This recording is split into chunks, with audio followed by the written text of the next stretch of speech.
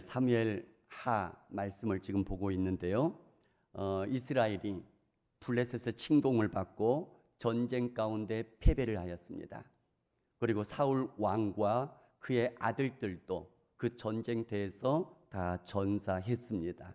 물론 그의 아들 중에 하나인 요나단도 죽임을 당했죠. 그런데 특별히 사울의 죽음은 이러합니다.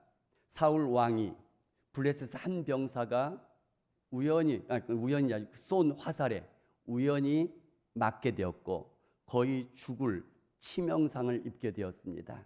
그래서 사울이 자기 무기든 자에게 이렇게 부탁을 하죠. 할례받지 않는 자들에게 내가 사로잡혀서 모욕을 당하느니 나를 차라리 죽여달라. 그러나 무기든 그 청년은 하나님의 기름 부음 받은 자에게 손을 대어 죽이는 것 두려워서 죽이질 못합니다. 그러자 사울이 자기 칼에 스스로 엎드러져서 죽게 되었고 그 모습을 본 무기든 자도 따라서 죽게 되었습니다. 그런데 이 죽음을 아마 목격했던 것 같습니다. 한 아말렉 청년이 부상당한 사울 왕이 자기에게 죽여달라고 했다고, 그리고 살릴 수 없을 정도의 치명상을 입은 것을 확인한 후에 자기가 사울 왕을 죽여줬고, 그리고 사울 왕의 머리에서 왕관을 벗기고 팔에 있는 팔고리를 빼왔다고 다윗에게 보고를 합니다. 왜냐하면 다윗은 사울 왕의 정치적인 정적이었지 않습니까? 그러니까 다윗의 정적이 죽었다 이 소식을 지금 알려주고, 또 자신의 손으로 죽였지만 자신이 죽이려고 해서 죽은 게 아니라 죽을 수밖에 없고 죽여달라고 해서 모욕당하지 않게 하기 위해서 그렇게 죽여줬다. 그러니 나에게 출세의 길을 열어달라. 이렇게 다윗에게 지금 청탁을 하고 있는 거 아니겠습니까? 그런데 결국은 이 아말렉 청년은 죽임을 당하고 맙니다. 이 아말렉 사람은 있는 사실과 그리고 거짓을 섞어서 이 사울의 죽음을 자기 이득을 극대화하기 위해서 사용했고 써먹으려고 하죠. 그러나 다윗은 자기의 원수가 사라졌고 그 다음에 자기가 왕이 됐는데도 불구하고 기뻐하지도 않고 이용하려고 하지도 않습니다. 그리고 그 죽음을 대하면서 먼저 했던 것이 뭐냐면은 활의 노래를 지어서 사울과 그의 아들 요나단을 조상합니다. 그리고 유다 족속에게 가르치도록 명하시는데 공동체로 하여금 기억하게 만들고 있더란 얘기입니다. 22절에 보면 이렇게 말씀합니다. 죽은 자의 피에서 용사의 기름에서 요나단의 활이 물러가지 아니하였으며 사울의 칼도 헛되이 돌아오지 아니하였도다. 이 말씀을 보면 요나단의 활 나오고 그 다음에 사울의 칼이 나옵니다. 요나단의 활이 나오고 사울의 칼이 나오죠. 그런데 다윗은 이 전체 노래 제목을 활의 노래, 그러니까 요나단의 활, 그것을 중심으로 활의 노래라 이름 짓게 되어지고 야셀의 책에 기록되었더라 이렇게 말씀하고 있습니다. 자, 그러면 이 활, 요나단과도 깊은 관계가 있죠. 특별히 요나단이 다윗을 자기 아버지의 손에서 피하게 해줄 때에 서로 약속해서 살려줬던 그 군호가 뭐였죠? 화살을 쏘는 거였죠. 그리고 다윗을 살려줍니다. 다시 말하면 다윗과의 언약적인 우정을 지켰던 위라 중에 이 요나단의 활이 있습니다. 어쨌든 간에 이 노래 전체를 활의 노래라 지었고 그로 인해서 사울과 요나단의 죽음을 조상하고 애도하고 공동체가 전체가 배우고 기억해야 될 것들을 가르치고 있는 것이 오늘 우리가 읽은 오늘 본문의 활의 노래, 바로 이 말씀입니다. 자, 그러면 이 말씀 속에 어떤 부분들이 기억해야 될 것들이 들어있느냐라는 것입니다. 첫 번째는 다윗은 사울의 죽음 앞에 자신의 감정을 있는 그대로 다 담아 막 뱉어내지 않습니다. 말에 악감정이 실려 있지 않습니다. 자기 정적이었음에도 불구하고 많이 정제되고 정제되어서 표현되고 있고요. 생각나는 대로 막 담아내는 그런 말들이 아니었더란 얘기죠. 우리 믿는 사람들도 그래야 될 것입니다. 생각나는 대로 막 말을 하다 보면 실수하기 쉽고요. 다른 사람들에게 상처 주기가 쉽습니다. 그러나 이것이 신앙으로 다시금 정제되어서 나오게 되어지면 오히려 사람을 세우는 그런 말이 될 수 있더란 얘기죠. 악행을 행하더니 잘됐다 이렇게 말하지 않습니다. 죽은 것 보니까 벌 받았네 이런 표현도 하지 않습니다. 온 지방이 망해버렸네 잘됐다 이런 표현도 절대 하지 않습니다. 오히려 오호라 두 용사가 엎드러졌도다. 19절에도 말씀하고 25절에도 말씀하고 27절에도 세 번씩이나 반복하면서 오호라 두 용사가 엎드러졌도다. 진짜 애도하는 마음이 들어있는 것들을 표현해 주는 것이고 거기에 감정이 잘 정제되어 있는 것들을 표현해 주는 그런 말씀입니다. 자신의 정적이, 자신의 원수가 죽었음에도 불구하고 그 죽음 앞에도 그렇게 막 쏟아내지 않고 오히려 정제된 말로 그렇게 애도하며 조상하고 있더란 얘기입니다. 뿐만 아니라 이 말씀 속에 기록되어 있는 공동체가 기억하게 해야 될 것, 20절에 이렇게 말씀합니다. 이 일을 가드에도 알리지 말며 이스글론 거리에도 전파하지 말지어다. 블레셋 사람들의 딸들이 즐거워할까, 할례 받지 못한 자의 딸들이 개가를 부를까 염려로다. 이렇게 얘기를 하고 있습니다. 여기저기 알리지 말란 얘기입니다. 사울과 요나단의 죽음을. 특히 원수들의 나라와 원수들의 사람들에게는 전파하지 말란 얘기입니다. 그 이유가 뭐냐면 그 원수들이 즐거워서 개가를 부를까 염려한다. 그 원수들이 조롱할까 염려가 되어진다라고 얘기를 하고 있습니다. 다시 말하면 하나님의 백성들이 조롱당하는 것, 그게 염려가 된다라는 것이죠. 하나님이 조롱을 당하는가, 그렇게 염려가 된다는 얘기입니다. 그렇기 때문에 함부로 여기저기 말을 퍼뜨리지 말고 전파하지 말라고 당부하고 있더란 얘기죠. 이 마음은 다윗의 어렸을 때부터 여전히 갖고 있는 마음이었습니다.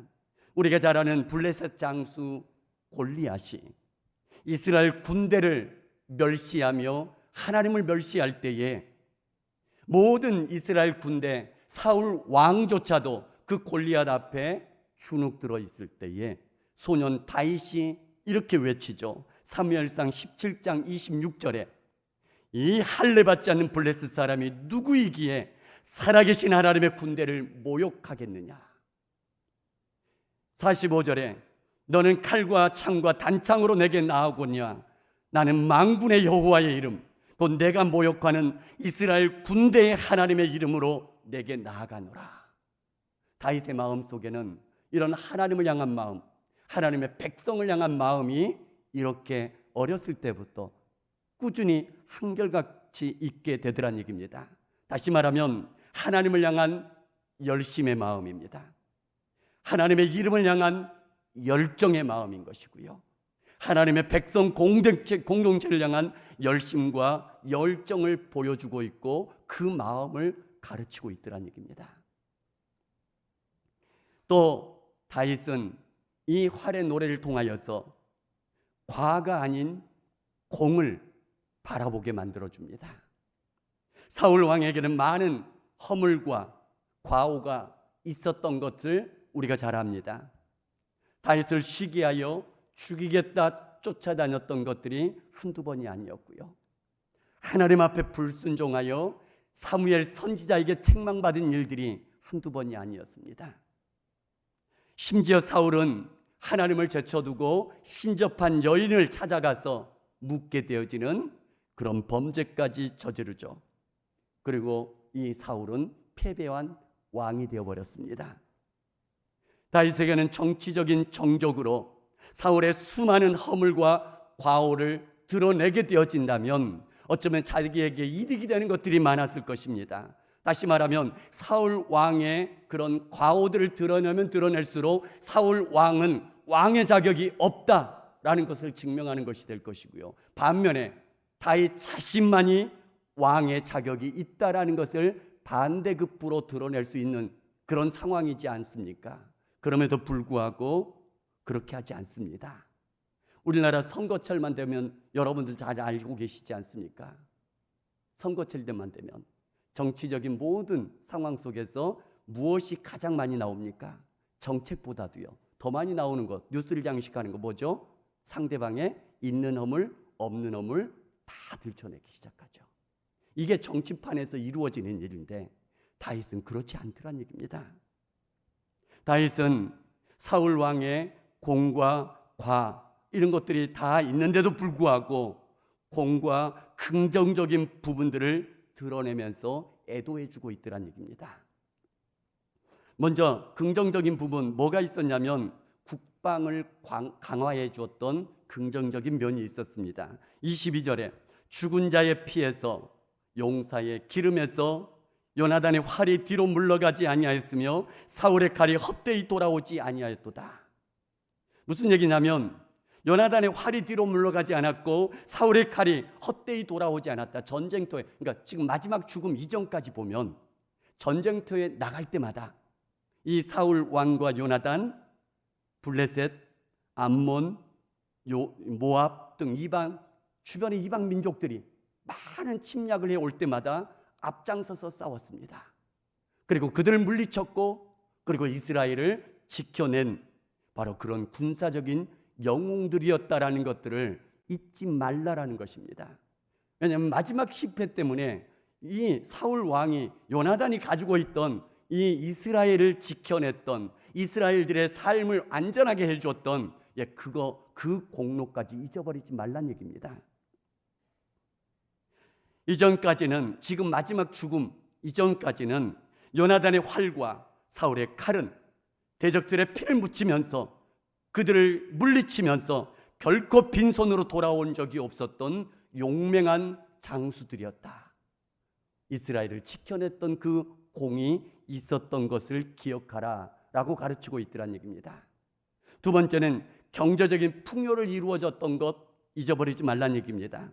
24절에 보면 이스라엘의 딸들아 슬퍼하며 울지어다. 그가 붉은 옷으로 너희에게 화려하게 입혔고 금 노래개를 너희 옷에 채웠도다. 사사시대에는 그러니까 사울 왕이 왕정시대를 이루기 바로 전까지 이스라엘은 굉장히 어려웠습니다. 그들의 죄악, 하나님의 징계, 그거로 인해서 많은 이방 민족들의 침략으로 수탈을 당했죠. 비참한 상황 속에서 하나님 앞에 울며 회개하며 부르짖으면 하나님께서 구원자 사사들을 보내셔 다시 구원해 주셨고 이게 반복이 되면서 피폐한 민생들이었었습니다. 그런데 왕정 시대를 이룬 후에 사울 왕을 통하여서 붉은 옷과 같은 고가의 화려한 옷을 입을 수 있게 만들어 주었다는 얘기입니다. 우리 조선시대도 그렇지 않습니까? 일반 평민 서민들은 어떤 옷을 입었죠? 그냥 옷을 입었죠. 그러나 부자들은요 아주 화려하게 수놓은 비단 옷들을 입었지 않습니까? 이스라엘 백성들에게 이런 붉은 옷, 그러니까 고가의 이렇게 화려한 옷들을 입을 수 있게 만들어 주었고 그리고 금 노리개로 그 옷에 채울 수 있도록 그런 풍요와 번영을 이 사울 왕과 요나단이 이루어 준 것 그것까지 잊어버리지 말라라고 얘기를 하고 있습니다. 없었던 일을 지어서 말하는 것이 아니라 실제 사울의 공을 드러내며 지금 마지막에 실수한 그것 때문에 잘못한 그것 때문에 그 죽음 그것 때문에 있었던 공까지 한꺼번에 다 잊어버리고 과만 드러내지 말라라고 얘기를 하고 있더란 얘기입니다. 모든 사람들에게는 공과 과가 있습니다. 그런데 우리는 어떤 것을 더 바라보느냐에 따라서 사람을 대하는 방식이 달라질 것이고요. 우리의 삶의 태도가 달라질 수 있을 것입니다. 뿐만 아니라 다윗은 특히 요나단의 죽음을 애통해하면서 여인의 사랑보다 더 큰 사랑으로 자신을 사랑해 주었고 그래서 그 요나단은 자신에게 심히 아름답다 이렇게 칭송을 하고 있습니다. 여기에서 아름답다라는 이 말의 뜻은 큰 기쁨이 되고 위로가 된다라는 의미가 담겨 있는 그 단어입니다. 아름답다라는 이 말이. 그러니까 이 요나단은 다윗에게 있어서 그냥 큰 기쁨이 되고 그 요나단만 생각하면 커다란 위로가 되고 있다. 그런 의미에서 이 요나단은 아름답다라고 얘기를 하고 있습니다. 왜냐하면 요나단은 하나님의 뜻과 말씀을 따라서 자신의 왕위 계승권까지 포기하지 않았습니까? 어찌 보면 희생한 것 아니겠습니까? 그 이유가 무엇이냐면 하나님의 뜻이었기 때문에, 하나님의 말씀이었기 때문에 다윗을 지원했고 다윗을 지켜냈더란 얘기입니다. 이런 숭고하고 신실함, 그것을 드러내면서 기억해야 될 것이라고, 그것을 우리들도 공동체도 갖추어야 될 것이라고 이렇게 가르치고 있는 것이란 얘기입니다. 이런 다윗의 애가가 의도하지 않게 어떤 결과를 만들어낸지 아십니까? 많은 이런 군사적인 어려움에서 사울 왕이 지켜주었고 이스라엘 백성들에게 풍요를 주었지 않습니까? 그렇기 때문에 이스라엘 북쪽의 모든 지파들은 여전히 사울과 사울 왕가를 지지하는 사람들이 대부분이었습니다. 다윗을 여전히 따르면서 지지하는 사람은 다윗이 속한 지파, 유다 지파만 따르고 있었던 그런 상황입니다. 자칫 잘못하면 이 사울 왕의 죽음으로 인해서 이 북쪽의 모든 사울 왕가를 지지하는 다른 모든 지파와 다윗을 지지하는 유다 지파 사이에 반목이 일어나고 전쟁이 일어날 수 있는 그런 위기의 상황이었는데 불구하고 이 사울을 향한 이런 진실한 마음을 담긴 애가로 말미암아서 북쪽 지파들과 유다 지파 사이에 분열을 막아내게 되었고요.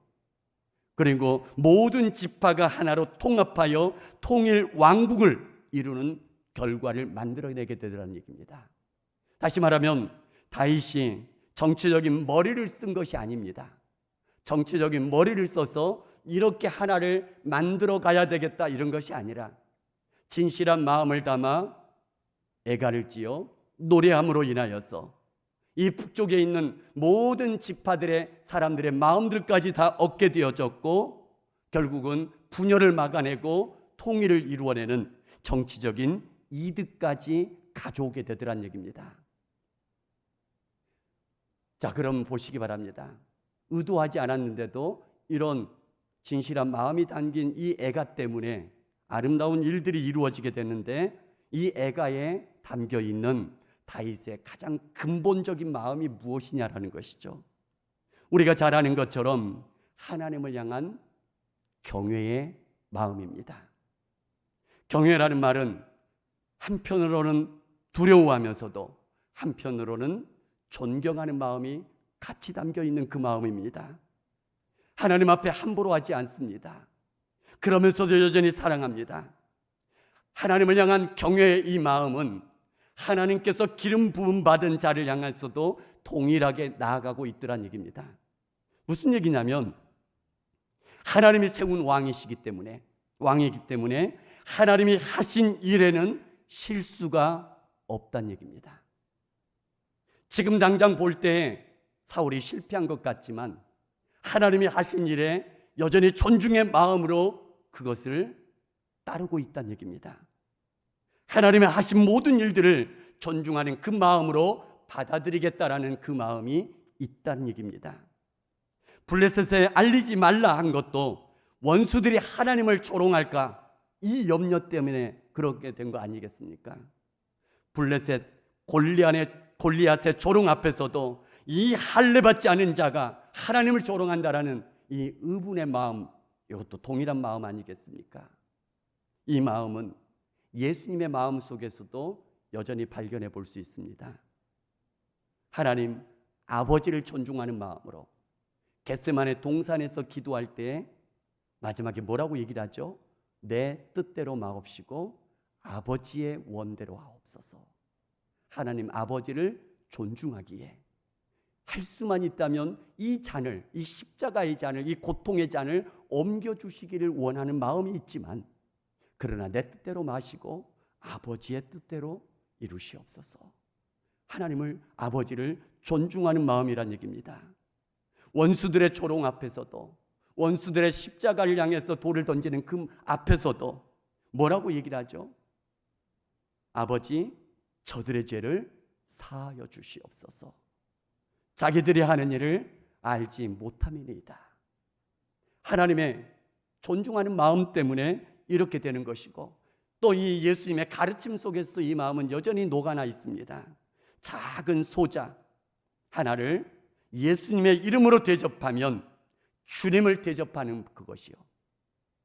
작은 소자, 예수님의 이름 때문에 그 사람을 존중해 주면 예수님을 존중하는 마음이 될 것이다. 그리고 결국에는 주님께서 갚아주시는 은혜를 베풀어 줄 것이다 약속하지 않습니까? 우리가 하나님을 향한 경외의 마음, 이 경외는 무서워서 두려워하는 것 아닙니다. 너무 존중해서 존경해서 두려워하는 마음, 함부로 하지 않는 마음, 그러면서도 뜨겁게 사랑하면서 여전히 따르는 마음, 이 마음이 같이 가진 그 마음으로 어떤 상황 속에서나 어떤 사람을 대할 때나 그 모든 역사 속에 우리의 되어지는 현실 너머에 우리 하나님께서 여전히 주관하고 계시고 우리 하나님의 손길이, 섭리하신 손길이 있다라는 것을 우리가 믿고 신뢰한다면 지금 우리의 유불리를 다 떠나서도 하나님만을 바라보면서 하나님을 경외하는 마음으로 넉넉하게 이겨낼 줄 믿습니다. 우리 마음속에 이러한 주님을 향한 그 마음, 예수님의 그 마음으로 충만하게 채워나갈 수 있는, 그래서 우리 주님 때문에 어떤 상황 속에서도 어떤 사람들을 만난 그 상황 속에서도 주님의 그 마음으로 늘 승리할 수 있는 그런 하나님의 사람들 될 수 있기를 주님의 이름으로 축복합니다. 같이 찬양하며